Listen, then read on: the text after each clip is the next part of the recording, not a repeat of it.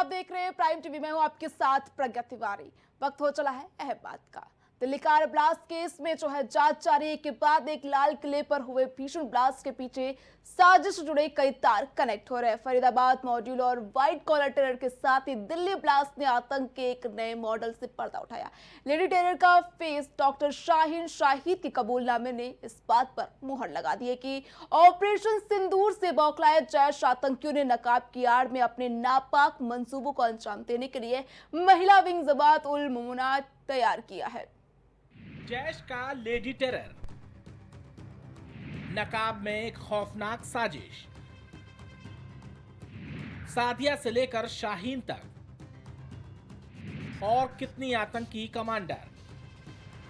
पहलगाम आतंकी हमले के बाद 6 से 7 मई की दरमियानी रात भारत के ऑपरेशन सिंदूर ने जिन आतंकी संगठनों की कमर तोड़ दी थी, उनमें से एक जैश ए मोहम्मद भी था। खौफ का खेला खेलने वाले जैश चीफ मसूद अजहर को अपने ही परिवार के जनाजे उठाने के भारतीय सिंदूर ने न केवल मजबूर कर दिया, बल्कि उसे अपने लिए अल्लाह से मौत की दुआ मांगते भी देखा गया। भारत की उसी ऑपरेशन से बिलबिलाए अजहर ने महिलाओं का सहारा लेकर आतंक फैलाने की बड़ी साजिश रच दी और अपनी उसी बेवा बहन सादिया अजहर को आगे किया, जिसका पति यूसुफ अजहर उर्फ उस्ताद जी को भारत के ऑपरेशन सिंदूर ने जहन्नुम पहुंचा दिया था। यूसुफ कांधार हाईजैक केस का मास्टरमाइंड भी था और इसी ऑपरेशन सिंदूर के 5 महीने बाद 9 अक्टूबर को जैश ने अपनी पहली महिला विंग जमात उल मोमिनात लॉन्च की, जिसकी कमान इसी आतंकी यूसुफ की बेवा और मसूद अजहर की बहन सादिया अजहर के हाथ में सौंपी गई। जानकारी के मुताबिक इस विंग में 8 अक्टूबर से भर्तियां शुरू की गई थी, जिसका मकसद था महिलाओं को इस्लाम के नाम पर हिंसक हमलों के लिए तैयार करना, जिसका एक प्रोडक्ट भारत में डॉक्टर शाहीन के चेहरे के रूप में सामने भी आया। दरअसल सोफिया ने इसी महिला टेरर की विंग को भारत में तैयार करने की जिम्मेदारी डॉक्टर शाहीन को सौंपी थी, जिसे दिल्ली ब्लास्ट से करीब 6 घंटे पहले ही फरीदाबाद से AK-47 और हथियारों के जखीरों के साथ गिरफ्तार किया गया था। शाहीन सईद ने कबूल किया है कि उसके ग्रुप का मकसद देश भर में आतंकी हमलों को अंजाम देना था और वे लंबे समय से इसकी साजिश भी रच रही थी। माना जा रहा है कि शाहीन भारत में जमात उल मोमिनात की प्रमुख हो सकती है, जिसे सादिया ने इस नेटवर्क को बढ़ाने की जिम्मेदारी सौंपी थी। ऐसे में ये समझना भी जरूरी हो जाता है कि डॉक्टर शाहीन कौन है, कहां से आती हैं, जैश ए मोहम्मद के संपर्क में आने की पूरी कहानी क्या है और कानपुर से कश्मीर तक लेडी डॉक्टर का क्या है आतंकी कनेक्शन।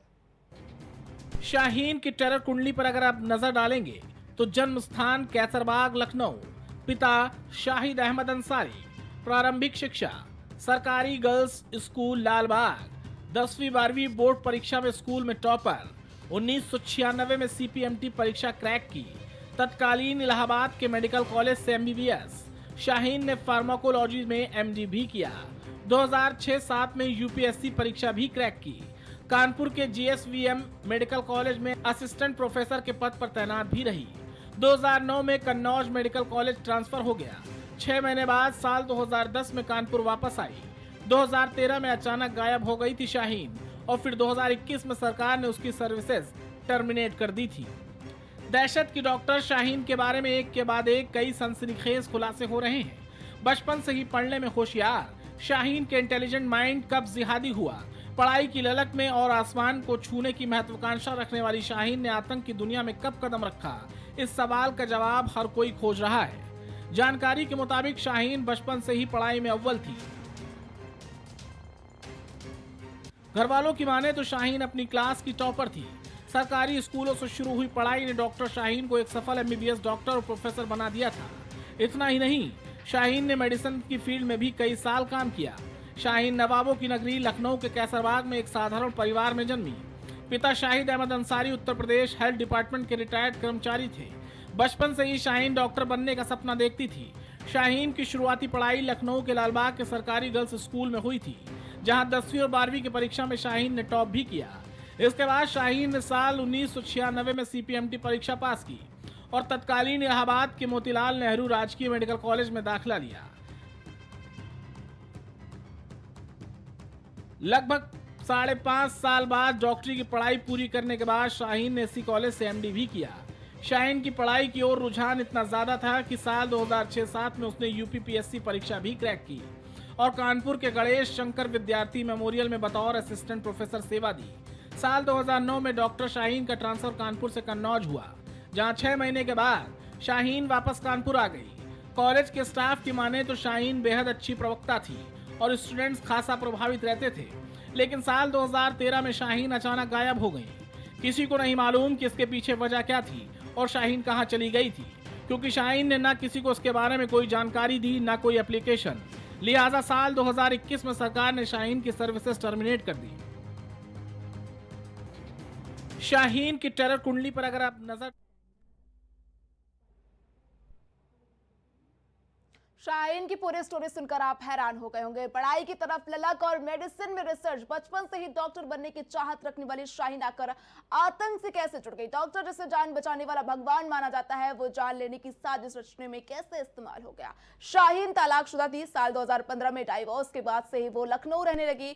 जब शाहीन के पूर्ववती डॉक्टर जाफर सईद और पिता से शाहीन के बारे में बात की गई तो उनका क्या कुछ कहना है, सुनते हैं।